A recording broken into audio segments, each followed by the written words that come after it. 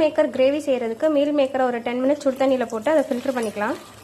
அடுப்பில் வச்சுட்டு சின்ன அளவு பட்டை, அன்னாச்சி பூ பாதி, கிராம்பு 2, ஏலக்காய் 1 போட்டு தாளிச்சுக்கோங்க. நம்ம கட் பண்ணி வச்சுருக்க பெரிய வெங்காயம் அதில் சேர்த்துக்கலாம்.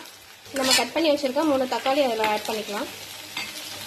இது ரெண்டும் சேர்ந்து நல்லா ஃபைனாக பேஸ்ட் ஆகிற அளவுக்கு வதக்கிக்கோங்க. இஞ்சி பூண்டு பேஸ்ட்டு 2 ஸ்பூன் சேர்த்துக்கோங்க. நல்லா வதக்கி விட்டுக்கோங்க. இப்போ குழம்பு மசாலா பொடி 1/2 ஸ்பூன் சேர்த்துக்கலாம். கிரேவிக்கு தேவையான அளவு உப்பு சேர்த்துக்கலாம். இப்போ நம்ம ஊற வச்சுருக்க 100 கிராம் மீல் மேக்கரை சேர்த்துக்கலாம். அதில் கொத்தமல்லி எல்லாம் லேசாக தூவி விட்டுக்கோங்க.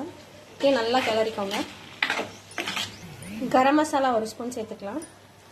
100 ml தேங்காய் பால் சேர்த்துக்கலாம். இது ஒரு 10 மினிட்ஸ் வேகட்டும். சுவையான மீல் மேக்கர் கிரேவி ரெடி ஆயிடுச்சு. நீங்களும் செஞ்சு பார்த்துட்டு கமெண்ட் பண்ணுங்கள் ஃப்ரெண்ட்ஸ். தேங்க்யூ.